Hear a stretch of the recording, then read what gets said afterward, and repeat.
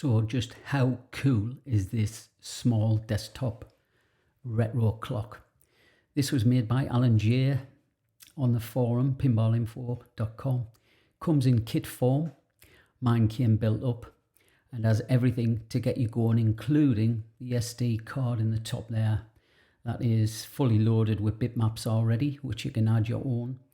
The one thing it didn't come with was a case. So today I'm going to show you the case I've knocked up. Nice simple one. I'm going to show you how to fit that. So the case is made up of 7 pieces. If you find a couple of little extras in there, that's just 2 trolley tokens for your keyring. I made up out of the scraps. So taking these 4 main ones, we're going to remove one side of the film. This is just to help the solvent glue I use adhere easily. These are the 5 parts you're going to assemble first, and there's only one part you have to make sure of, and that's the one with the hole for the micro SD card.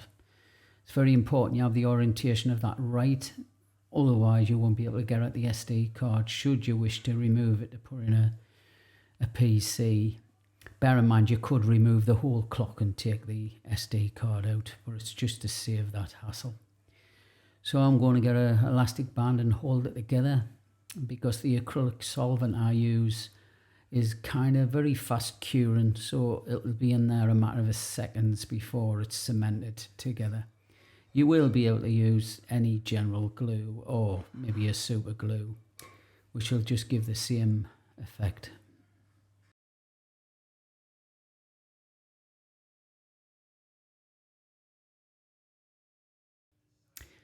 Next, grab the clock, and what we're going to do is we're going to remove these screws from the standoffs.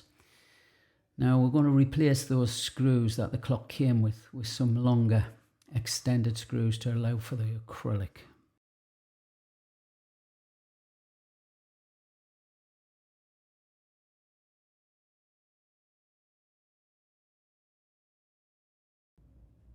For the front screen I've used a dark grey acrylic, which I use on DMD screens to hide the components.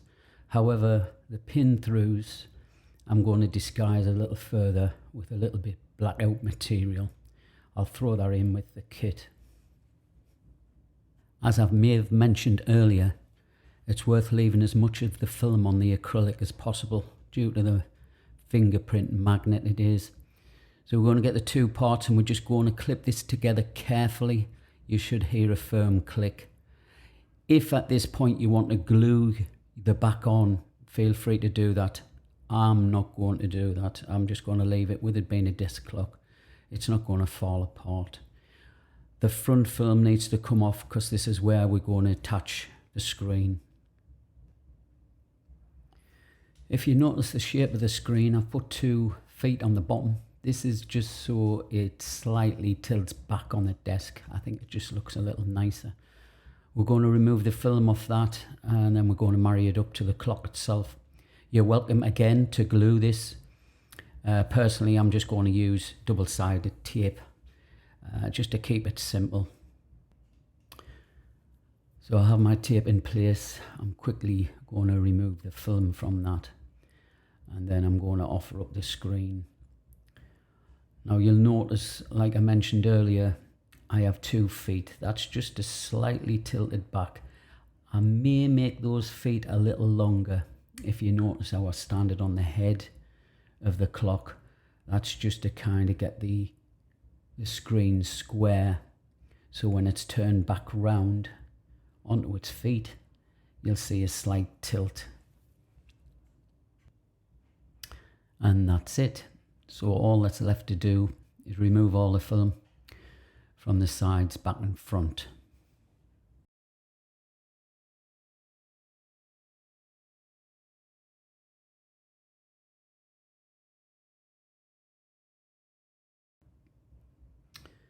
And now for the moment of truth.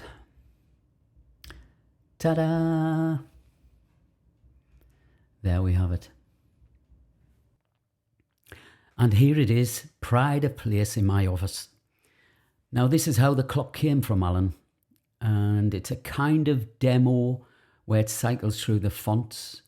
You can decide what font you want, the length of time it's displayed for, whether you want the temperature or the date displaying. And you can also upload using the SD card supplied with your own bitmaps. Now I'd love to give a big shout out to Alan J for supplying this clock and letting me build the case for it. It's been a pleasure. I love the clock and I highly recommend it anybody sitting on the fence to grab one on his limited run.